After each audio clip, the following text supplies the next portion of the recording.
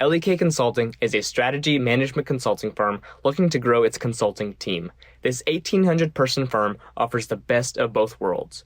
It's large enough to provide the support and prestige of a larger organization, but small enough to offer a tight-knit culture. LEK offers a competitive compensation and benefits package, the option to work internationally, and tremendous learning and development opportunities. And that's just barely touching the tip of the iceberg. The firm employs a hybrid working model, giving you flexibility with your schedule. You'll work in the office for 2 days out of the week. You choose which days, and you'll work from home for the remainder. In addition, the firm has a vibrant office culture with weekly social events where you can unwind and build friendships with your colleagues. A beer cart on Friday afternoons, sign us up. Ready to expand your impact? Apply today for a role with LEK. The link to learn more and apply is in the show notes, or go to lek.com.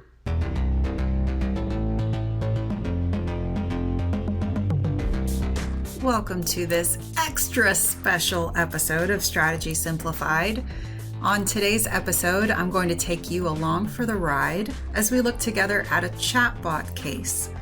It's one of the newer digital assessment types that's shown itself in the recruiting process. The chatbot case style is currently utilized by BCG, and we expect this type of case to be used by more and more firms as well. Digital assessments allow firms to be much more efficient in the recruiting process, and across the consulting landscape, we're increasingly seeing firms deciding to invest in such tools. So we created a suite of chatbot cases for you here at Management Consulted to help you prepare for this unique format. We're going to work through our sample chatbot case today. There's a link to watch the video in the show notes, which could be helpful in this setting. And I'll tell you what, I did not hit it out of the park. Spoiler alert. So the way we're going to run through this episode is, first, I'm going to talk through some best practices around preparing for this type of case and practical preparation, also mindset. Then I'm going to go through the case myself live. I haven't gone through this case before. And then you're going to be with me as I share my full thought process from you from start to finish, providing some reflection and commentary after I've completed the chatbot case and as we review the answer key together. So my recommendation for how you work through this episode is to listen to the upfront commentary and preparation remarks first. And then if you yourself have not completed the sample chatbot case, to pause the recording and complete it yourself. And then come back and watch how I work through it, how I pace through the time. Maybe you're kind of fast forwarding then as you kind of look over my shoulder and see how I'm going through the case. And then listen along for the commentary and ranting and raving which occurs after I don't get everything right. So I hope you enjoy this episode. I'm excited to work through this chatbot case with you. As of the time of this recording, it's mainly BCG that's doing this type of chatbot case, online chatbot case, an online representation of the type of case that you have been practicing for a one-on-one session across the table or across the screen from one interviewer, now represented in a timed online test. Now, there's a couple of interesting implications for this, especially for BCG. BCG is known for being on the end of the case delivery spectrum that is an interviewee-led case delivery style, which means that you, the candidate, have to do a lot of work to make a good structure and then try and drive the conversation forward after every new segment of the discussion, trying to unlock the new parts of the case, unlocking new pieces of data and information for you to be able to work with.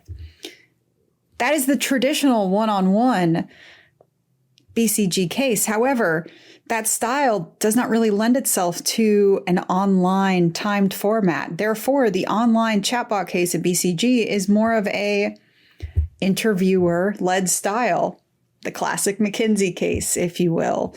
Now, BCG has at least one sample chatbot case up as of this recording. And we here at Management Consulted have a library of our own as well. So we today are going to go through together the sample chatbot case on the Management Consulted website. This is how it's going to work. Number one, I'm going to have some commentary about preparing for this sort of case. Number two, I'm going to take the sample chatbot case in real time. I have not gone through this chatbot case. I have not reviewed the answers. I was not a part of authoring it. So we're going to do this together. If you want to do this case at the same time as me, then feel free to follow the link down in the show notes and have that up and ready. So what ends up happening is I have it open, but I haven't started to read it. So I have another tab open that's kind of hiding it. I will go back and refresh the page, which will restart the timer when I'm ready to actually engage with the chatbot case. But first, I'm just going to have a couple of comments about preparing for a chatbot case. So the Casey chatbot case, the mini online case from BCG, it mimics the key portions of a one-on-one interview in an interviewer-led style. It's as far right now, and as far as we know, it's not a choose your own adventure sort of thing. It is an established pathway through a case. And that is it's more of an interviewer-led style case. It's going to have the main components that you are already practicing for, hopefully, in the longer one-on-one interview. It's got an upfront opening sequence where some information is shared with you about the client background and the objective. Some element to which you're going to be asked to structure or choose which component parts are most important as you would think about a structure for trying to solve this case for this client. And then an opportunity to have both math and non-math questions, perhaps with some exhibit interpretation or usage, before getting to a finale recommendation, where there's an opportunity for you to record yourself delivering your concise, punchy, direct recommendation. Doesn't that sound a lot like the normal case? It does, and it should. So by all means, you should not, you should start practicing before you even apply to BCG. Let alone before you actually get this chatbot case. So a couple of comments about preparing for chatbot cases. Number one, access to it is going to be sent to you through your email. So after you apply to, and this is not only for the BCG chatbot case, but more and more firms, particularly large companies with the resources to do so, are creating all sorts of digital assessments here in the early 2020s. Whether it's a strategy game, problem-solving test, Pymetrics, kind of tests, this online chatbot case, etc. There is a real rise in the use of digital assessments, and it makes a lot of sense, right? These firms can have another data point about you, whether it's your behavior and temperament, or your strategic problem-solving mind, or your creative mind, or for this, for the sense of the online case, things across the realm of structuring, problem-solving, and communication. They can have that with such little human resource, such little human capital cost to themselves. It is a huge machine within every company to run its own recruiting process, especially given the fact that consulting interviews are run by active consultants. Active consultants all have clients, projects, billing rates, and all that gets sucked up by the firm as they spend valuable hours and days running interviews to be able to filter and bring on board new consultants. So for them to be able to expedite that, to lower those human capital costs, it's a no-brainer. And certainly there's a lot of upfront cost in developing something like this, but then once established, it would reap huge benefits as a fixed cost expense, largely. So the advent of it makes a lot of sense. It makes sense for more and more firms to be doing this moving forward. So it's helpful to just take a second to think about establishing ourselves in this. Now, for this particular type of case, online chatbot case, standard case interview practice is what we want to make sure we are on pace for. And this is something that is, as well as for any digital assessment, you're going to get access to after you've applied to one of these firms. So you'll probably already be incentivized to do so, intrinsically motivated to do so. But after you apply to any firm, you got to keep a close watch on your inbox. Not only for hopefully that offer to interview with some information about it, but maybe even before you receive that, the first thing that you could receive would be an invitation to complete a digital assessment. And it is commonplace that email that you receive would have a timestamp on it. Many of these you have to complete within 48 hours of receiving that request, for example. So you got to keep a close watch on your inbox, make sure that you have the full time span available to you to be able to complete this. Next is, when do you complete it? You absolutely want to make sure that you have choice in when you complete this. So for me, it is the evening. I'm in a nice calm space in my house. I have no fear of distraction right now. It's not bright outside. I have a drink right off camera nearby. I just had a snack. I have professional but comfortable clothes on, business on top, casual on bottom, as a lot of us do in the Zoom world. I have the area around me set up for notes. I have my main method of taking notes myself on the computer is on a clipboard. I do also have other pieces of paper around me on the tabletop, on the desktop, that I have access to, along with my pen in my hand. I may not need to use that, but I want to be ready for it. Let's see what else. I put on just a tab of chapstick. So because I know that there's going to be a recording at the end of this. I'm going to need to, in the entire timed setting of this online chatbot case, this BCG-style chatbot case, at the end, I'm going to need to deliver a recommendation that's going to be recorded. And so hence the professional top with specifically this case, since I know it's going to be recorded at the end. If I'm doing something where I know I'm not going to be recorded, I'm not going to wear professional on top. For me, that doesn't help me get into that headspace. For you, maybe it does. But what are those things that you need to get into your game day headspace? Maybe it's playing the part, dressing up fully. Maybe it's listening to your kind of get ready playlist, right? Maybe it's a piece of chocolate or gum or a favorite snack. Hopefully all of us have some of these little things that are going to get you in the right frame of mind, the right energy to be able to go in and crush this. And you should be thinking about that same kind of pre-game routine when you're thinking about your broader interview schedule. What is it that I'm going to be able to do to release the distractions from the rest of this day and week and put my best foot forward in this limited time that I have to be able to present myself well to my future employer, right? I'm going to be optimistic. I'm going to have high energy, but I'm also going to have a calmness and a stillness about me. It's possible. It's possible with practice. I have no idea what's coming, but I'm going to put my best effort at getting to the right answers. So we're about to do that together. After we do that together, then I'll go back through and I'm going to have some commentary. But this next section is just going to be me filling it out. So if you want to do that at the same time, you can kind of glance over and see where I'm at. You could fast forward through this part.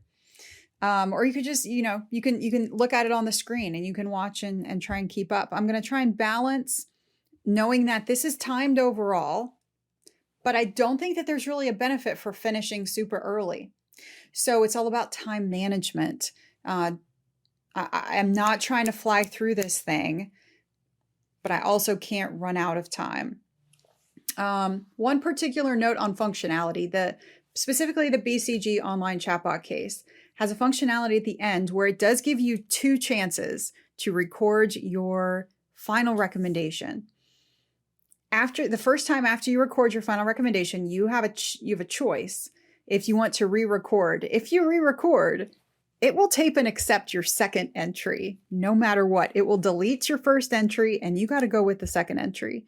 It's not like a choose the best of or anything. So you want to try and get it right. You want to use all the same key principles that we talk about across the broader case interview, and especially there with the recommendation. Think about the human capital cost that this reduces, right? For somebody to be engaging with and scoring you on this, they get an automated score from the multiple choice sections that you had. They have an opportunity to review 1 or 2 open entry text boxes, and then they have to watch your, 1 to 2 minute recommendation at the end. Very quick, very quick. So yeah, those are the thoughts I have up front. If I come up with any more, I'll share them with you after the fact. Let's go ahead and dive in. Here's what we're going to do. I'm going to share my screen for those of you watching on the video. And as I mentioned just a minute before, I have the sample chatbot case open in one tab.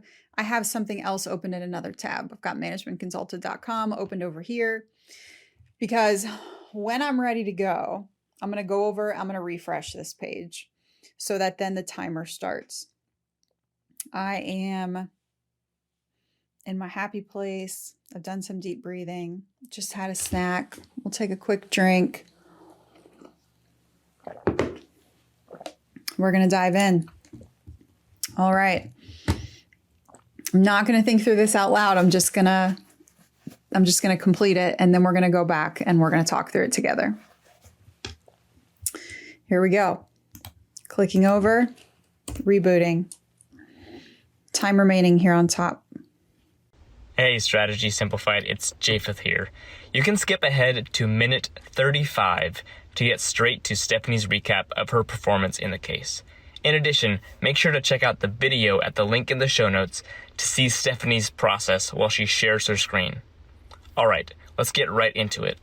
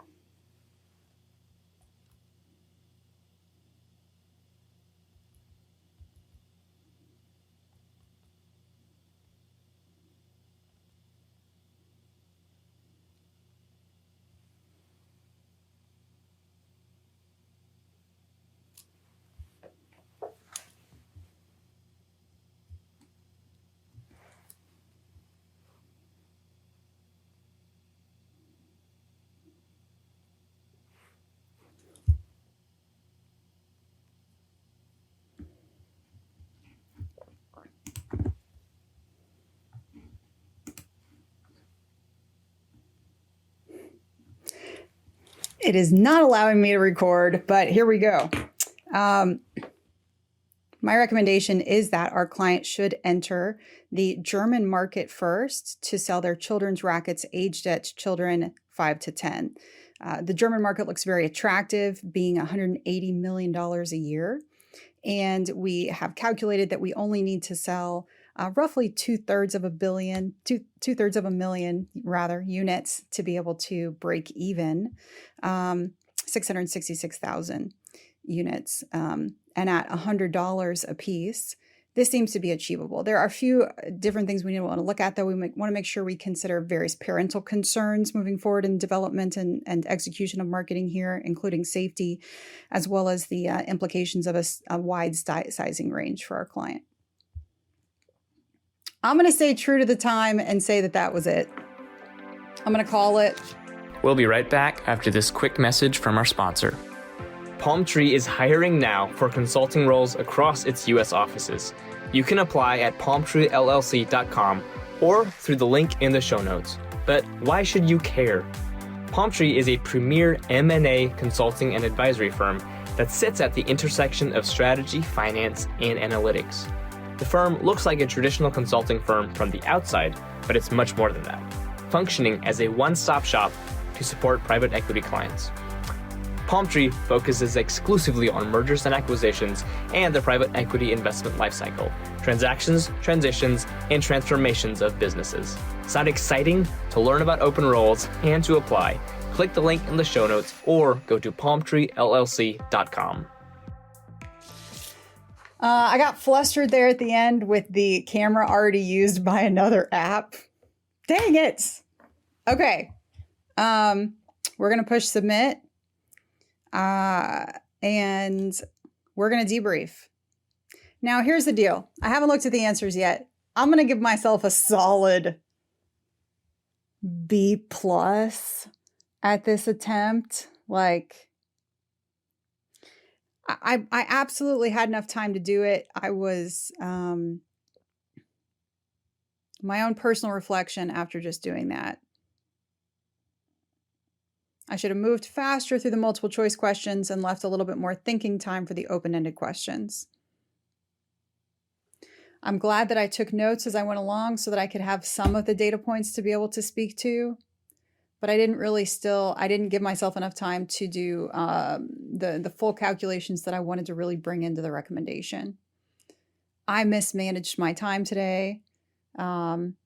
And this is absolutely the level of complexity of a case where I shouldn't have any problem mismanaging my time. This is highly achievable in 10 minutes, let alone 20. I think I paced myself too slowly there at the beginning. And then when I had an eye on the clock, I let it get in my head a little bit. That was unfortunate. All right. So let's take a look here. So congratulations, you received a score of 6 out of 8, calculated up by adding the number of correct answers. What 4 things would you advantage first? I said that I would size the European market first, and then I would check the competitive landscape to see what, the opportunity of capturing part of that market, better understand that. And then think about profitability in terms of both revenue and cost.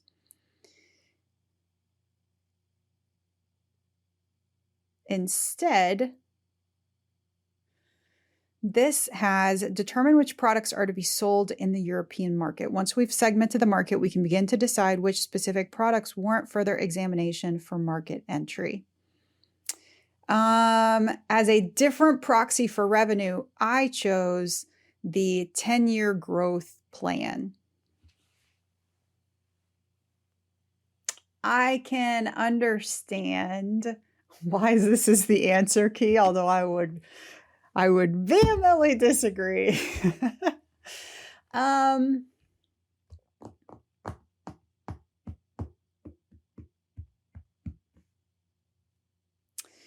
not going to get full profit projections unless I have both the revenue and cost side of the equation.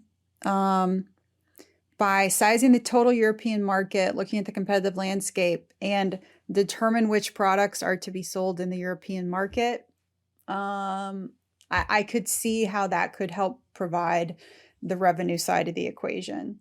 Instead, I wanted to look at some revenue projections. I chose that in the wording of that one. So from what we see here on the screen, I did not get number 5. That's got to be one of the things that didn't give me a perfect score on this chatbot case. Okay, let's look at number 2. Strikeco, after consideration, was choosing these things. What are some key questions they should to be able to pick the best move? Which market within Europe are we looking at? What's the respective competitive landscape, profitability in each segment, anticipated growth on each segment?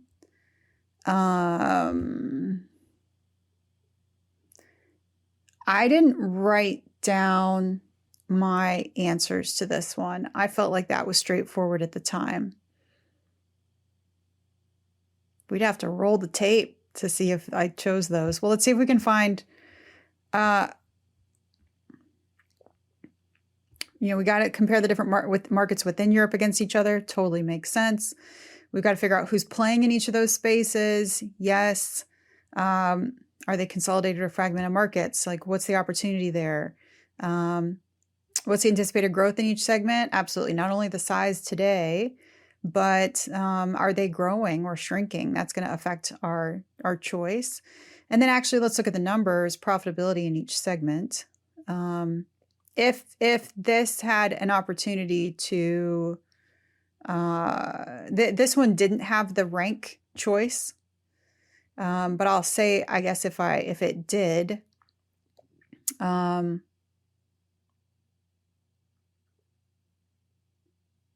I'd probably have number 2, number 6,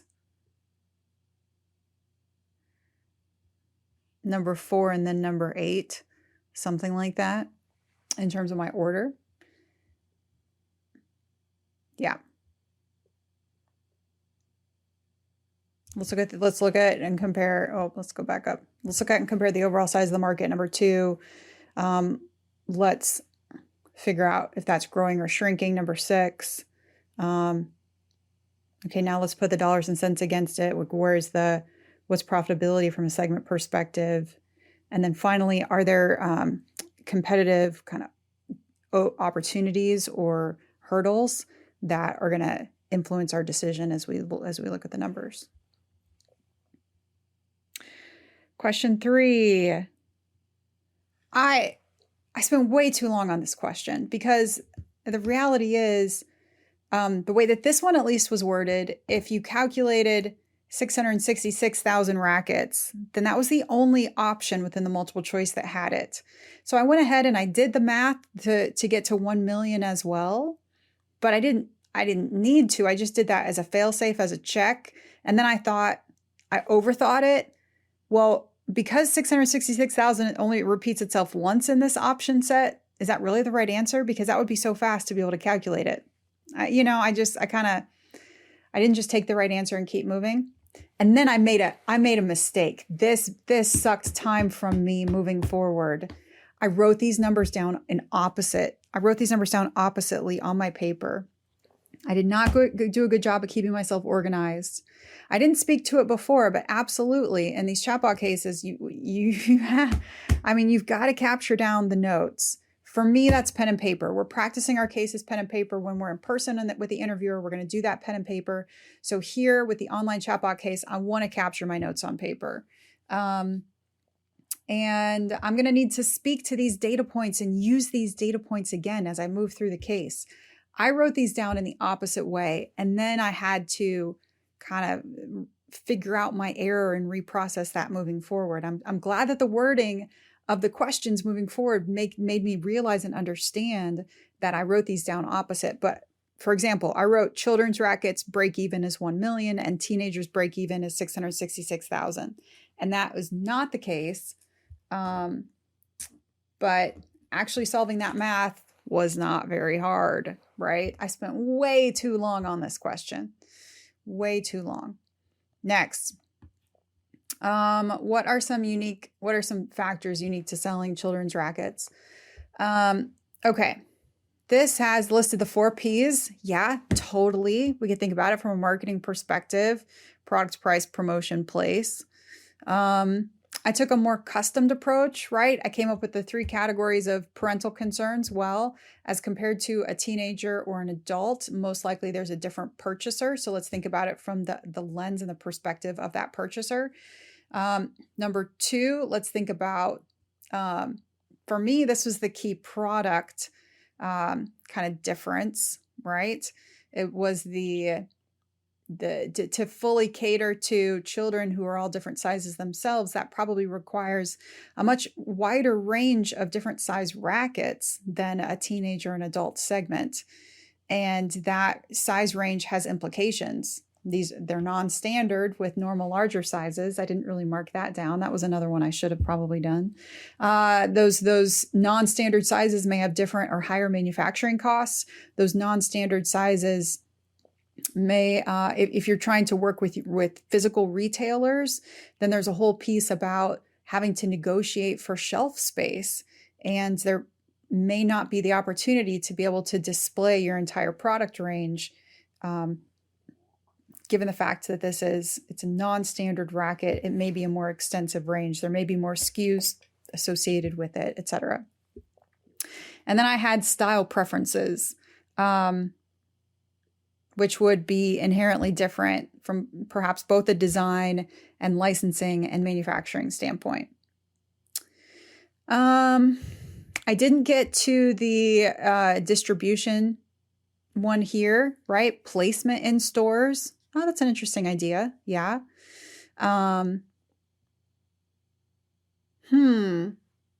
Marketing concerns towards children.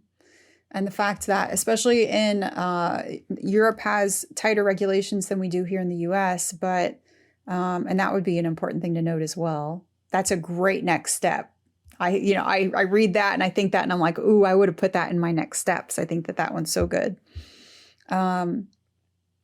A real concern or risk that we need to look at. We need to make sure that we're living within the regulations of our chosen markets within the EU, particularly Germany and Italy, as we think about the ability or the lack of ability we may have to target towards children specifically.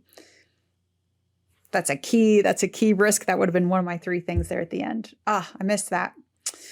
I got to some of these elements. I got some more than were on here. I'm happy with the more expanded way that I wrote through that open-ended question. I think this makes this sample chatbot case, since it's the first one that I've done. I didn't do the BCG one before we're doing this together. This makes me realize that in terms of time management, I would want to give myself a lot of leeway and grace on the open-ended questions. In addition to the recommendation, that's my chance to really showcase I think more of who I am. I was going back. It's like no chance am I going to let a spelling error in there? I want it to look structured. I think a numbered list looks more structured than just bullet points. The next time I went through this, there was some kind of rich formatting, right? There might have even been the opportunity to underline or bold. I would have done that if I was a little bit better on time. I should have totally had time to do that. So, I'm happy with the extra time that I took there, but I should have saved time in other portions of the case to be able to give me that chance to write full sentences, have more complete thoughts. And I tried to add some insight type comments in parentheses afterwards to speak a little bit towards why I think that would be important or what I would do with that information, but not at every line. Okay. Oh man, the sizing question. I didn't speak to it before, but this is an online chatbot case. You can use a calculator. I had my phone silenced with on disturb. It was over here, like not quite at hand. It's like, oh, why don't I launch my calculator? Why don't I get ready to punch this out? And then I was off by one number the first time around. And then, kind of off by a decimal point. And then I had to go back and kind of make sure which one was the right answer.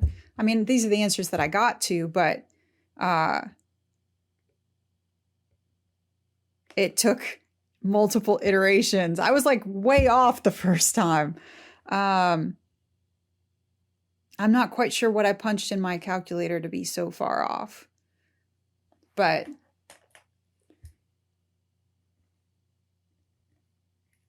and I'm like, now that I'm thinking about it, I'm like 90% sure that I put 1.8 million instead of billion. Gosh, I hope I didn't put billion.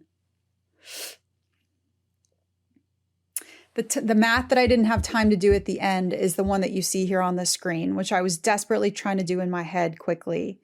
But you had the data to be able to say, okay, I know the, we did the break-even calculation for both the teen and the children's segments. And now we have the market size in terms of, addressable market for, size of the market for, children's rackets age 5 to 10, both in Germany and Italy.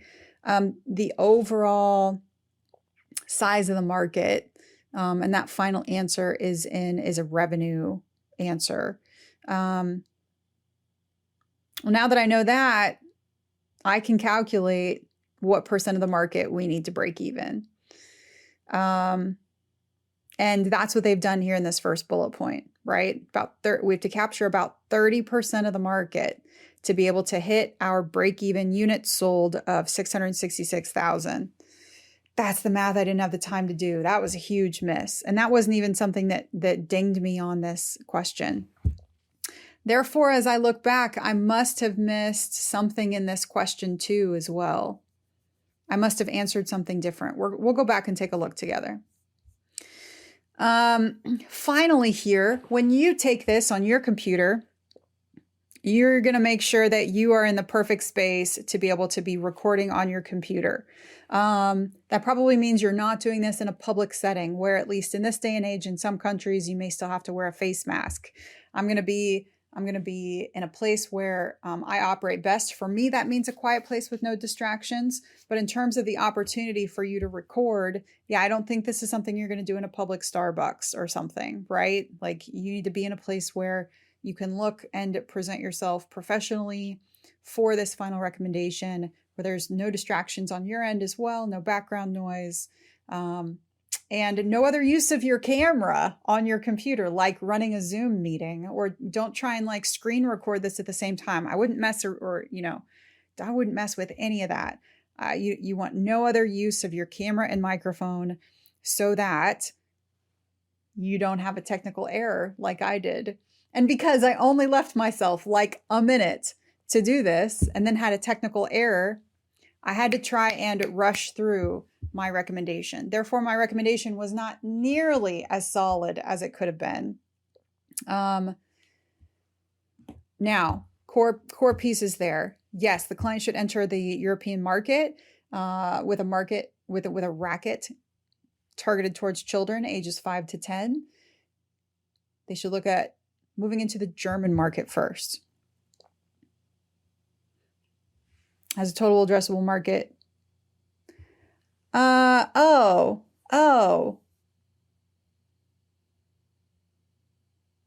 I calculated the size of the market in terms of revenue per year, which is why I ended up with different units here. Yes. Okay, because it was $100 per racket. So move that decimal place over. I got to 180 million and 120 million. That's what the difference is there. Got it. Okay, that bugged me a little bit. I was like, those aren't the exact numbers I came to.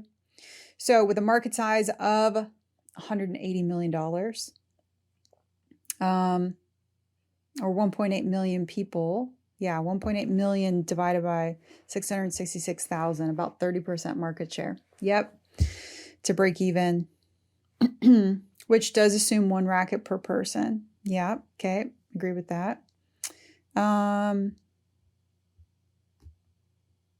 Now, this is an overall recommendation saying that they should not enter the European market. I had a recommendation saying that they should enter the European market. As long as I have data to back that up, that makes a lot of sense. I rushed my piece at the end and I really wanted to have that piece of rationale to say what percent of the market we would have to capture to be able to break even. I didn't leave myself enough time to do the math. I wasn't able to do the math mentally in the moment. That was a huge miss on my part. Instead, I gave a non-evidence-based comment of, I think that that's doable, which that's not really worth its weight in salt, right? Not good on my part. And then a list of risks or next steps, right? So a clear recommendation, an evidence base, and then a list of clear things to look at moving forward. So I said yes, but then we want to make sure that we would address these parental concerns, including safety, and consider the sizing issue. I would have wanted to add a third item to that list, but I did not. Maybe my third, because of time, maybe my third would have been to continue researching the opportunity of entering the teenagers 13 to 18 market, particularly by seeing if there's any way that we can reduce that break-even unit. Maybe there's a way that we can streamline some of the manufacturing costs, or if we do an additional competitive, price point analysis, price sensitivity analysis, maybe we find that we can raise the price of that product to be able to get us to a more appealing break-even. So we want to look into that, see if that's an opportunity as well. I think maybe something around there would be my go-to. Now, let's go back and click on this again, right? Okay, so now we're looking at it together. Which 4 things should they do? Well, I came up with the same answers as the main, didn't I? No, I didn't. Here's one I didn't. I said create a growth projection for the next 10 years if we succeed. And my thought process was, in creating a growth projection, we're going to have the revenue and units sold projections. So price point and units sold projections, which lead us to revenue projections. That's going to be my revenue side of the equation. But the answer key said, determine which products are to be sold in the European market. As I read that today, in the moment, what I was thinking of was interpreting that as more of a product design and specific marketing strategy after some of these larger decisions have already taken place. That's why I didn't pick it. But based on this answer key, I would have been wrong. That's a risk that we run, right? But you can also expect that with these large, these firms are putting a lot of resources to this. The scoring algorithms also are not necessarily as binary as what we've represented here. There could be an opportunity in these real firm cases, for example, to receive partial credit, even on something like a multiple choice question, to get an answer closer to what they wanted as the right answer, right? So I missed one there. And then I think I apparently missed another one here. So Strikeco, after careful consideration, is deciding between launching a racket in Europe targeted at children aged 5 to 10 or teenagers 13 to 18. What are some key questions they should ask to get the best possible move? I said the profitability of each segment, the anticipated growth of each segment, customer preferences, and the competitive landscape. That's totally what I said. And those are not the answers that appeared in the answer key. So in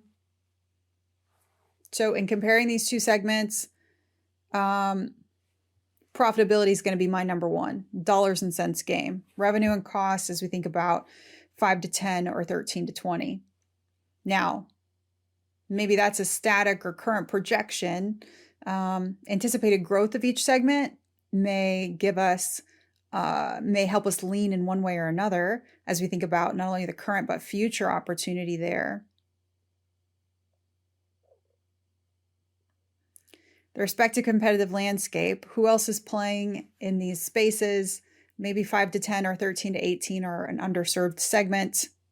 And then how do people decide which racket to buy has got to be the one that's not in the answer key. But here's why I chose that today. I chose that because I was already in the mindset of parents make a different decision because they're the ones choosing for a child 5 to 10. They're the ones pulling out the money, whereas teenagers 13 to 18 may be purchasing that themselves. The purchaser is different. Therefore, how do people decide which racket to buy? My mind went towards that difference, which I think is important. And I spoke to that in the next qualitative question around, and my first category ended up being, it was safety, but then it was parental concerns more broadly, thinking about different purchasers for these different segments. Instead, I'm guessing, they definitely chose which market within Europe are we looking at. But we'll take another quick look there. I made sure as I went from section to section that I marked down the key things that I spoke to and or the answers so that I have those data points moving forward to pull into the recommendation. Super important. I could breeze through it a lot faster without having to do that, but then I wouldn't necessarily have that information to be able to utilize. This is the one that I spent way too long on, given the fact that I was like, all these are distinct answers, and I got to 666,000. Over here, I looked at, this has 1.5 and this one has 1.5. So that made me just kind of trying to game the system, right? Made me think, 1.5 might be the answer here. But then I quickly did the math over here and I got to 1 million. So then I did the math again over here. I overdid it. I need to trust my calculation skills, especially given the fact that I'm able to use a calculator in this setting. I know that it was 666,000 and 1 million, and then I should have written it on my paper correctly and kept my notes a little bit better structured. We know that I came up with parental concerns, sizing, and style preferences, which is more of a custom framework. Full freedom to use a more established framework. The 4 Ps were referenced in the answer key. Now we have a very short exhibit stating the country, population, percent age 5 to 10, and percent 5 to 10 who play tennis. Estimate the total addressable market based on the figures below. So only using the data below would get you to people, absolutely, 1.8 and 1.2 million. I went 1/2 step further and said, at an average price point of $100 a racket, then this would be 180 million and 120 million. And I put the extra commentary on top, just as I'd want to do in the interview, to try and drive the conversation forward. I think that Germany is more attractive because it's larger. And then you want to speak to the meaning to the client or kind of put it in context to some degree as much as you can. And then try and speak to, back in this case situation, what data would you want next? But that didn't leave me enough time to be able to do this video, and do that key calculation to be able to speak to the size of the market overall. Just going back here real quick, let's make sure that I'm not making things up. Children's racket sells for $100. Yes. Okay. So my extra step on the market was correct. I had marked that information down to be able to speak to and say, and it does mean an assumption of 1 racket per person. I left that out of my answer. That would have been a great little small addition as well. Assuming 1 racket per person, then an $100 price point per racket, $100 million, $120 million.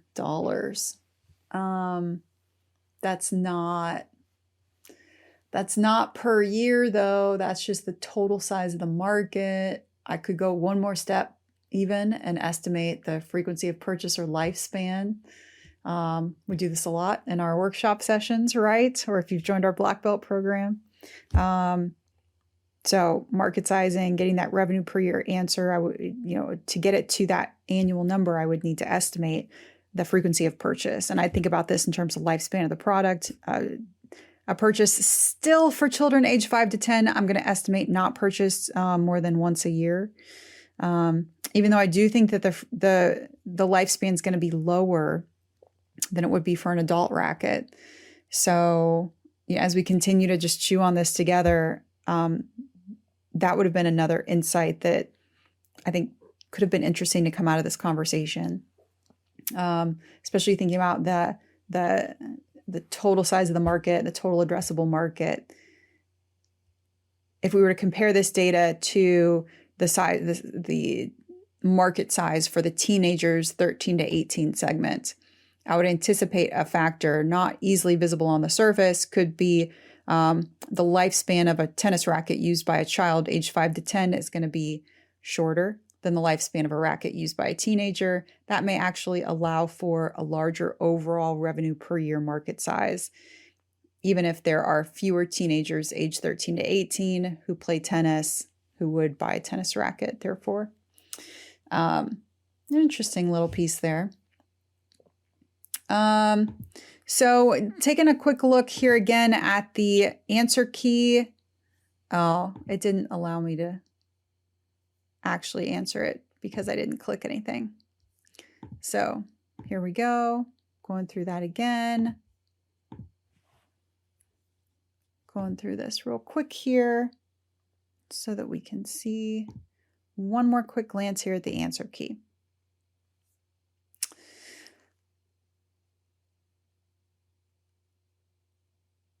Yep. So as stated, we've already talked about the difference that I saw in question 1.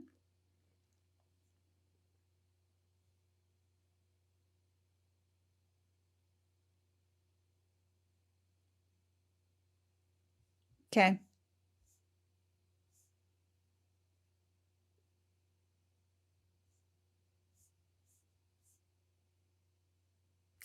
I'm just processing this in the moment as well as we look again here at the answer key. So, I'm mostly disappointed with my time management as I went through this case today.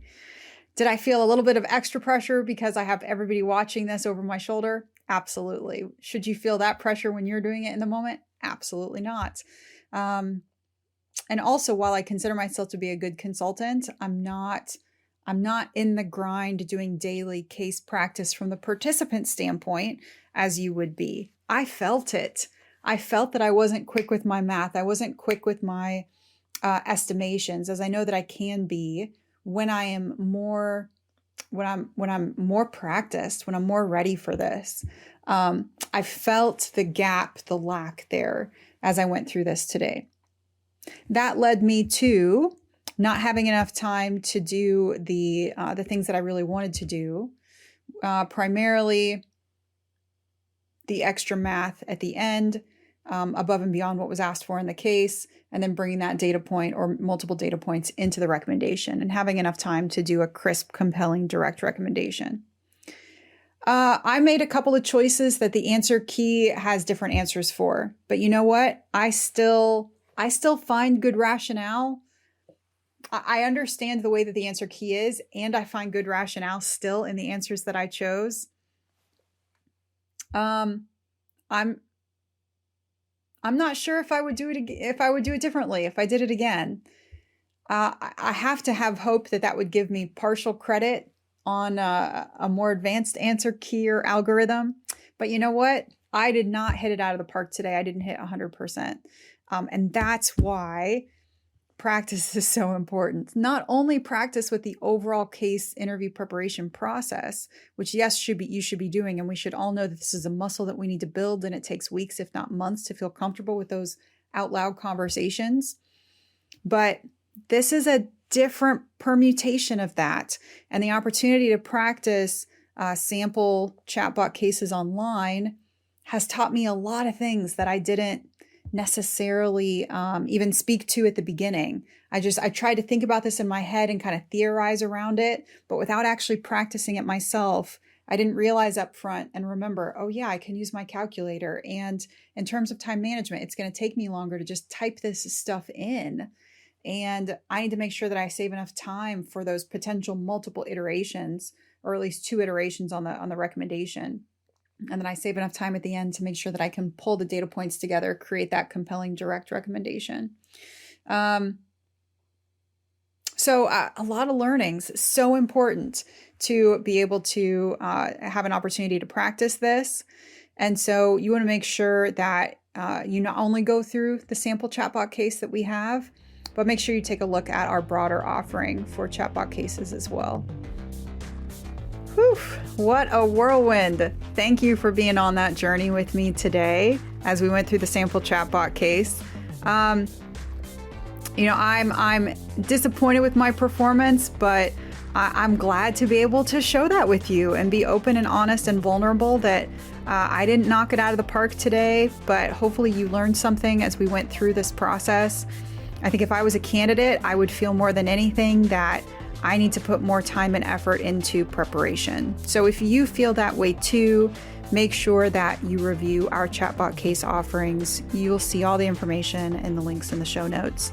And again, if you get in on the ground level today, then you'll have access to not only the chatbot cases that are on the platform now, but every single one that is being currently developed to be released over the coming weeks and months. So thanks again for joining, and we look forward to seeing you next time.